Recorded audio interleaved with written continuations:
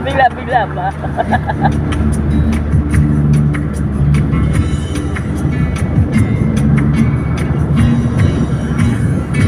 Makita mo yung zigzag mamaya. Pahiga, huwag yung nakatayo yung camera.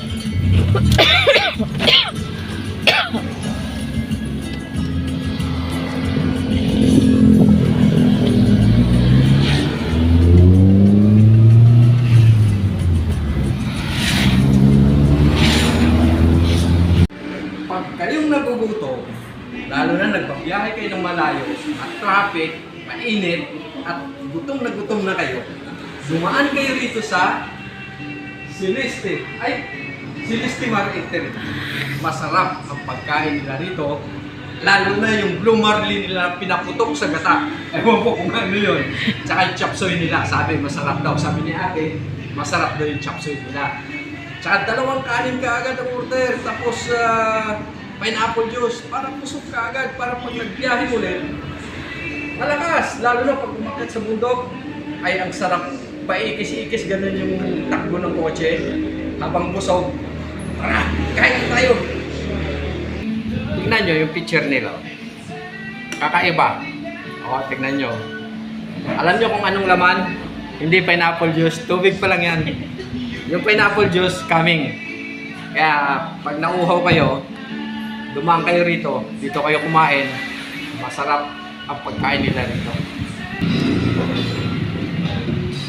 Ito yung chop suey nila. Tapos yung pinaputok sa gata. Tsaka yung pineapple juice. Kita nyo naman, oh. Kulay pineapple talaga, eh, oh.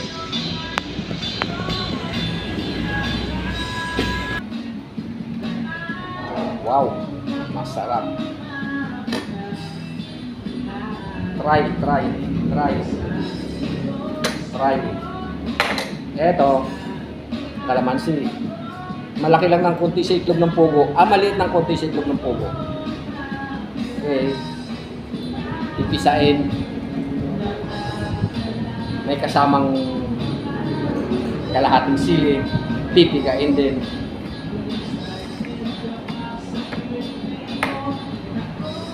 Ayan o. Kalahating sili, kalamansi, sausawan, tsaka yung eto. Ay, tama, natapon pa o. Picture yung nasa ilalim ng pa. Natapon. Sige, okay mo yun, natapon.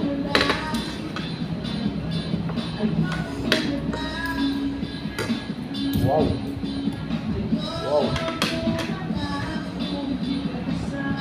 Yung chop suey, may repolyo, tsaka carrots. Natural, chop suey. Tsaka may cauliflower. At ayun na nga, basta gulay, chop suey, halo-halo. Tsaka Baguio beans pala.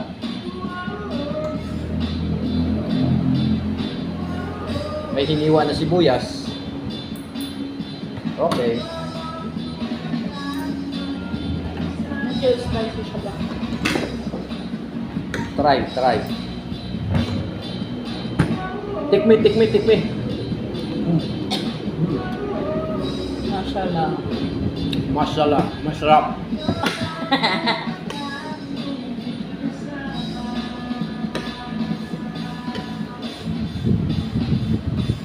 Mga dudes, tikmi, tikmi, sarap. Mm. Mm.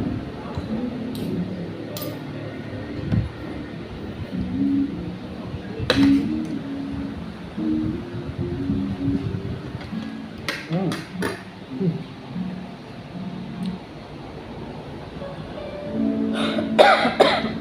Pasensya na, may langaw eh.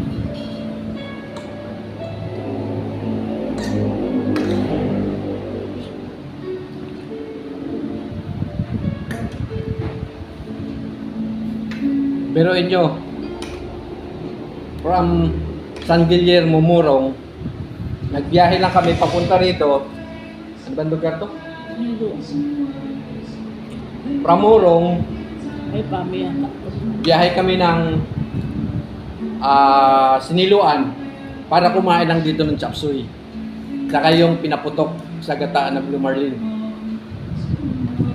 Kaya, sarap tikmin nyo, tikmin. Kaya pati yung followers ko nakikipagmartagulan sa'yo. Ang hirap sagutin isa-isa.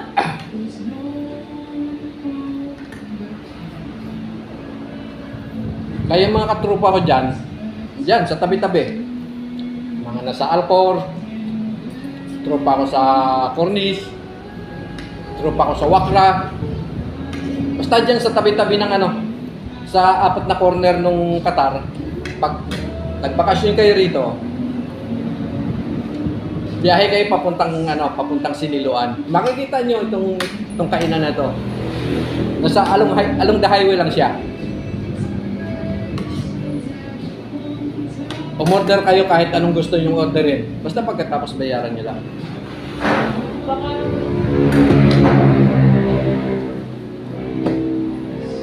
Ito yung pineapple juice. Tignan nyo naman, kulay pineapple talaga.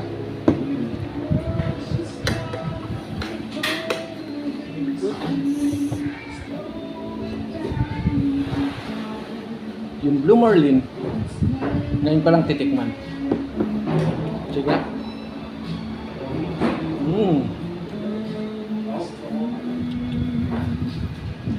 Masarap, lasang chop suey. Kasi kinain ko chop suey.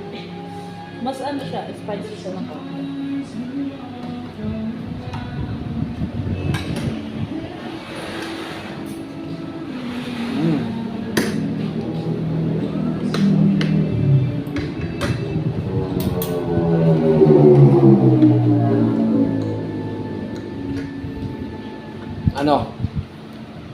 Pagbalik ko dyan, ano dadalhin ko sa inyo? Itlog maalat, balot, danggit. O gusto nyo ipabalot itong chop suey na to, dadalhin ko sa inyo dyan. Ano?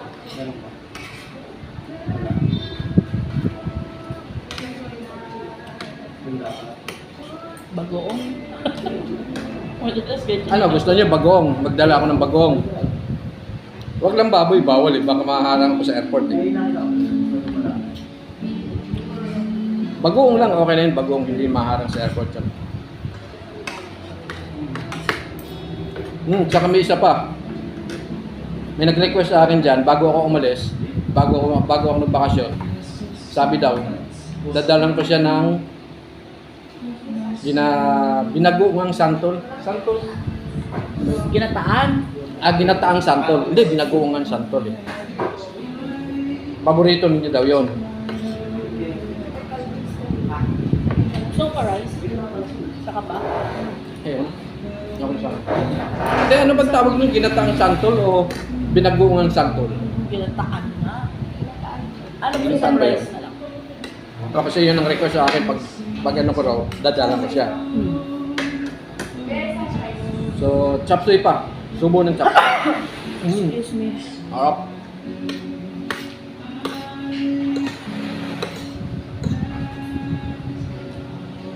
Isa pa.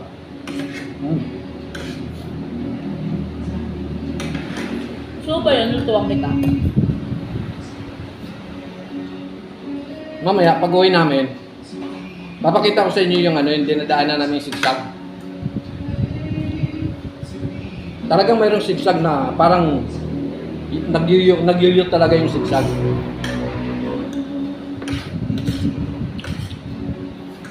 Talagang pag nag-drive ka, iingat ka talaga kasi talaga siyang parang mag-u-turn ka. Hindi ka mukha diyan. Yung mga kalsada yan, straight lang. Kahit saan ka pumunta, straight eh. Pero wala naman yung kalsada dun pa, dito sa Pilipinas. Naka-traffic. Tsaka dyan, pag nagda-drive kayo, ang lalayo ng distansya ng mga sasakyan. Dito, minsan magugulat ka, may bigla nang sasingit sa harapan mo. Tapos yung traffic, bumper to bumper. Pag mahina-hina ang loob mo, hindi makasingit. Dahil dito, tutukan.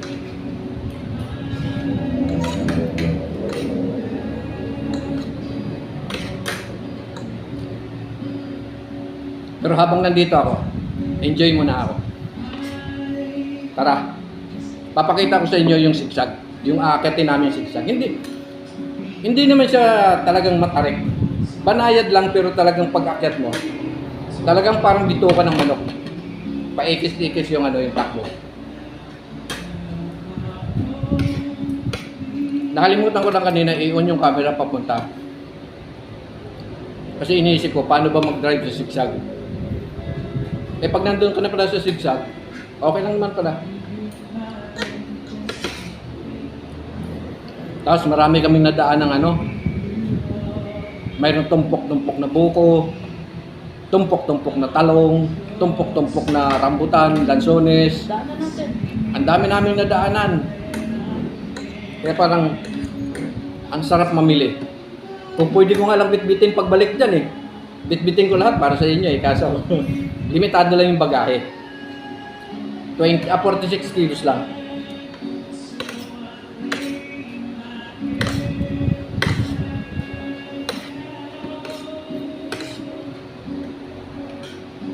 Pero pag minara sa malas, baka hindi na ako babalik. Mas masarap dito sa Pilipinas kaya sarap mag-enjoy. Maligo sa ulan. Sarap maligo sa ulan. Tamo, sunog na ako. Araw-araw nagpapainit. Tapos pag umulan, ligo. Sarap.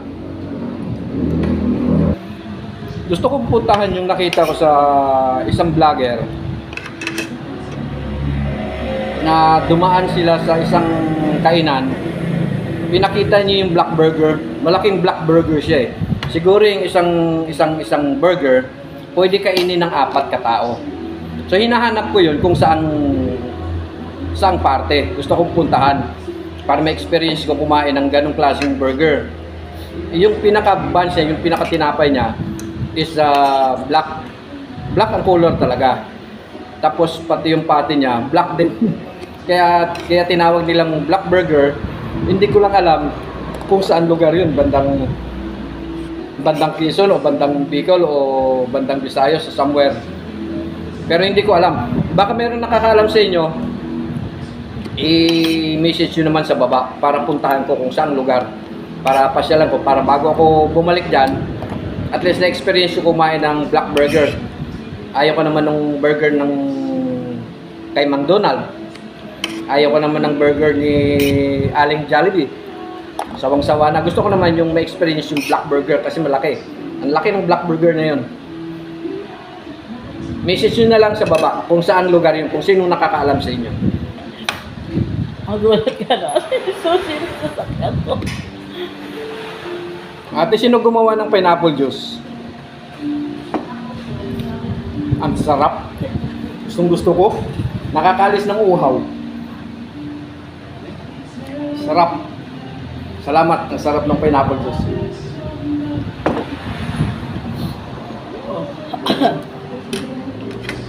Busog na busog ako. Sarap. Sarap ng kinain ko. Ang problema ngayon, tapos na ako kumain. Wala pala akong pambayad. Paano kaya ngayon to? Ano kaya, takasan ko na lang tong restaurant, ano? Pwede naman ako tumakas kahit wala akong pambayad. Ngayon, pag nahuli ako, pwede naman ako maghugas ng pinggan, saka maghugas ng mga kaldero. Isa si ate. Isa si ate. Ate, wala akong pambayad. Paano yan? Pwede ako maghugas ng pinggan, saka kaldero? Pwede yan, ano? O, tatakas na lang ako. Ate, tatakas na lang ako. Uuwi na ako. Smooth like butter. Take me now undercover. Kalimutan ko picturean yung bahay.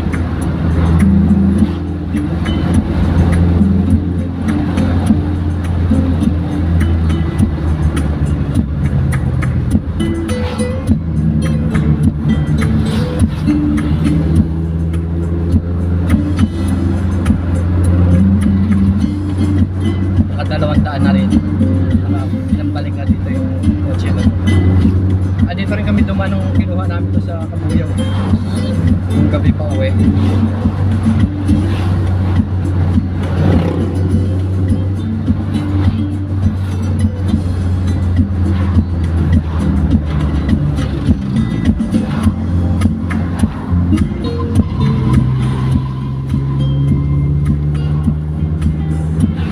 Maganda naman takbo niya no? Smooth pa. Suwabe naman yung ano niya. Yung parang